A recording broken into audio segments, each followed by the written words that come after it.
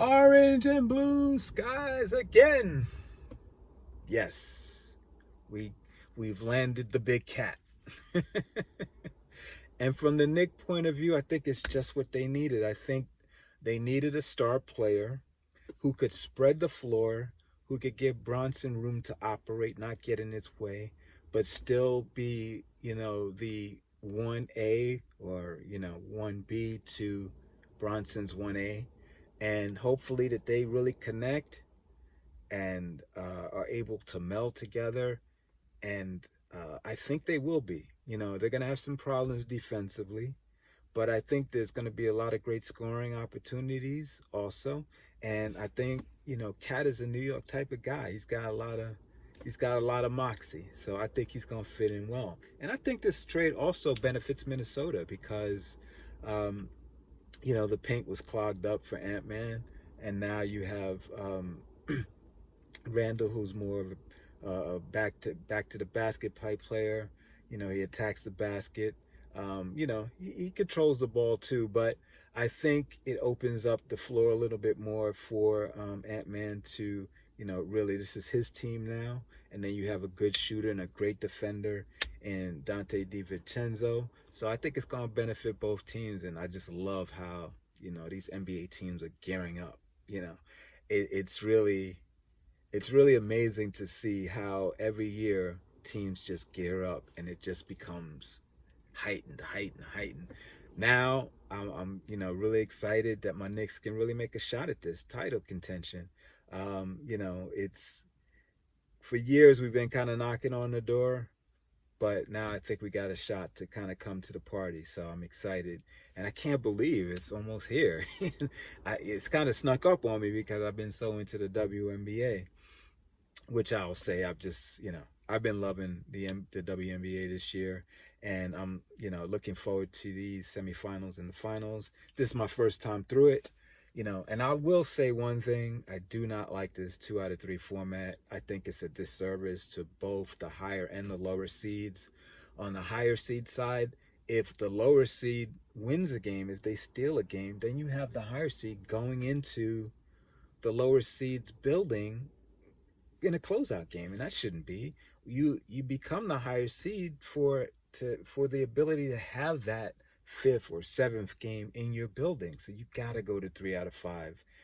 I know Johnny come lately. I don't know how it goes, and I know it's probably tied to the economics of the whole situation. But hopefully next year, with the rising popularity, we can go to 3 out of 5. And then on the for the lower seed, like you got Caitlin Clark. And actually all of the teams got swept. So, you don't even have a chance for the lower seed to get home, get right, maybe get a game, get back into the series. There's none of that. They're just out.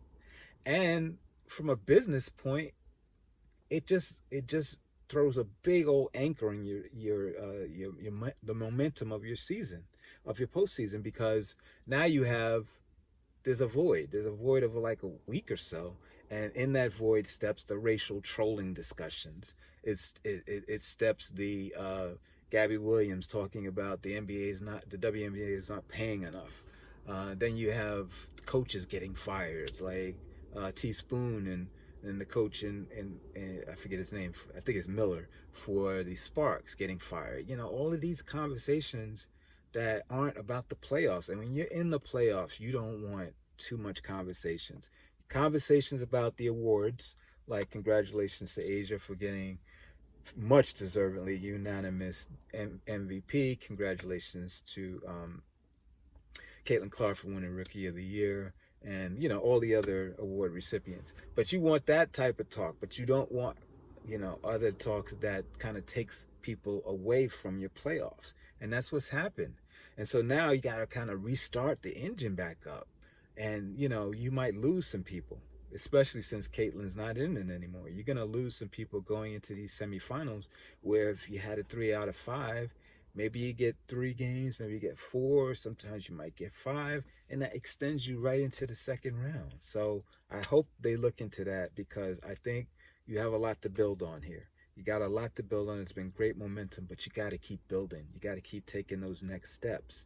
And the next steps is to, really enticing more people, to come to the game. I don't know all the numbers specifically, but I'll tell you anecdotally. My mom, NBA fan, won't watch the W. My mother-in-law, got her into the NBA, won't watch the W. I went to a couple of sports bars. My wife and I like to go out to sports bars and stuff. It's hard to get a WNBA game on, and they have on replays of NFL games.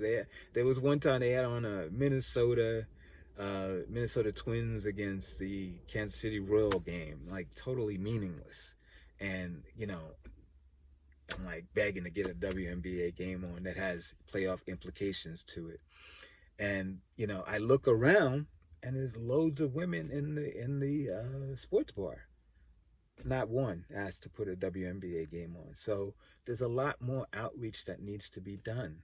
And I think you got to take these positive steps. But this has been a great season, and I'm really looking forward to next season. My wife and I are even looking into maybe getting season tickets for the Sparks. So, you know, Kathy Engelbert, keep stepping up, and hopefully, the league will be even bigger and better next year. But I can't wait.